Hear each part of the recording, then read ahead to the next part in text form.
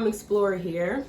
I wanted to just touch bases with you guys really quick because something really nice happened today. I met with some wonderful women and gentlemen in my community via Zoom, and it was refreshing because the discussion was emotional and it was heartfelt. It dealt with how we as members of this community, the Black community, as well as the white community, how we could do something or come together to just have a forum and like discuss things and talk about how we're feeling and like the things that our experiences, and really like to educate one another and to excuse the baby.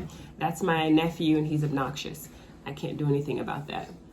But anyway, so like I was saying, the meeting was wonderful, and I felt, although it was brief, it's the first one I've ever sat in on or attended with this nonprofit group called More Unity.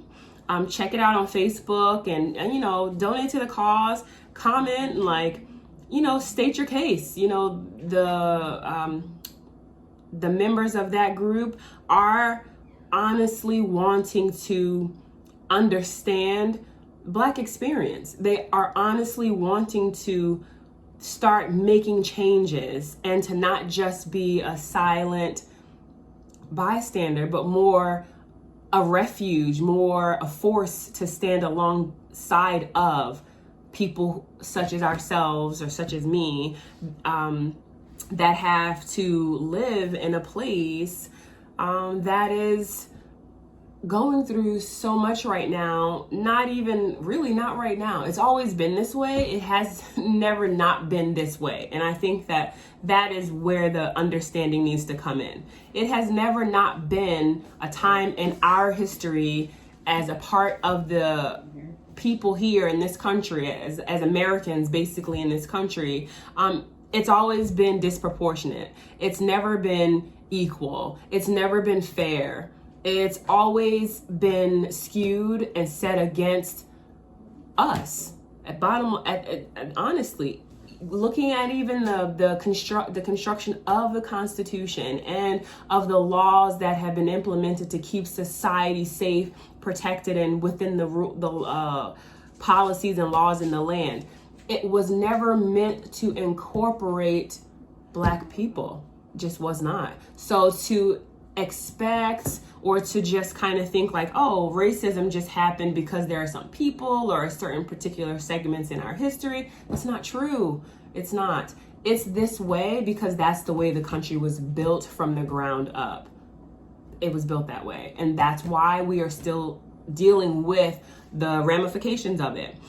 I have hope because I know that things are not going to stay like this always. I know things are going to change. Things are going to be better. I'm fully aware of that, and I have 100% faith in that being the case. But I also know that we cannot turn a blind eye. We cannot just think like, well, you know, I'm personally not a racist, so I don't have any problems with Black people or with whatever your issues are, and think that that's good enough, because it isn't. You have to really like be more open to that. You have to be more like conscious, and you have to own it. Like, you literally have to just own it. It's just like, you know, when someone does something as parents, right? When your child does something is clearly wrong to someone else, we don't just say, well, it's the kids, whatever. No, we own that, and we take it upon ourselves as the parent to say, I'm sorry that my child did such and such to you or to your child or to your property, because we take ownership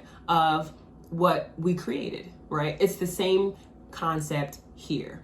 You know, no, you may not have personally had anything to do with slavery, with, you know, the plight of the Black people in your country, in your neighborhood, in your town, in your school, at your job. However, if you're not a part of the solution, ultimately the honest thing is, regardless whether you open your mouth or not, you are part of the problem, and you cannot change anything if you don't open your mouth. People need to, all around, whether you're white, whether you're black, you have to talk. You have to talk, and you have to accept one another. And as white people too, like, you have to allow people to be angry. You know, like, black people are upset. They're angry. They've been this way, mistreated for like ever, as long as we've been here, right? So there's a lot of hostility. There's a lot of anger. There's a lot of hurt. There's a lot of emotions, and you can't just excuse it away or gloss over it if it's not there, if it's not real. It is. You don't have to be broken by it, right? You don't have to, out here protesting, burning down buildings. That is not a solution. It isn't. However, accept and own the fact that there are people that are hurting, angry, and they're tired, and they've been repressed, and they've had enough. Don't discount that. Do not excuse it away. Have enough too. Be with them. We've had enough. I'm sick of this too. I don't want this for the world to stay like this. So yeah, I am with you. I disagree. I'm going to speak out. When you hear someone making racial comments, saying things, step up. Excuse me. That's inappropriate. And if you have those views, go sit over there somewhere. Or like, we don't subscribe to that over here. So like, your children are our children are the next group of grown-ups, of leaders, of the next, that they're hope. Like, and if we have our hang-ups and we say mean things and racist things about other things, we're planting those seeds.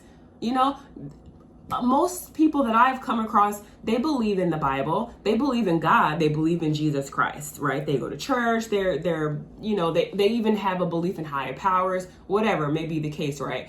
And so the basic tenet that needs to be taught regardless is you treat people the way you want to be treated.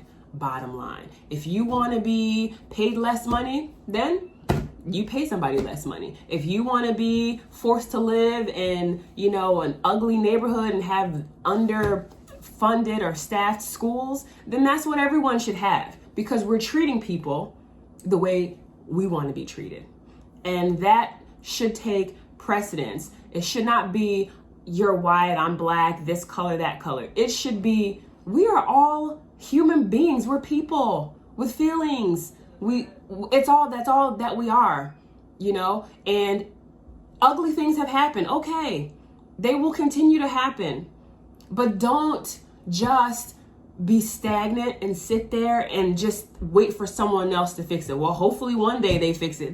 Who are they? You're they.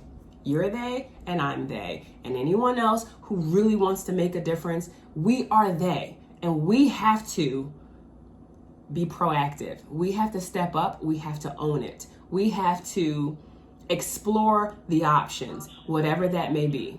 And that is something that I really appreciated and learned and listened to. And I felt good. I felt heard. I felt safe. I felt that these people in this group want to make a difference. They want to listen. They want to help. They want to be at peace with each other.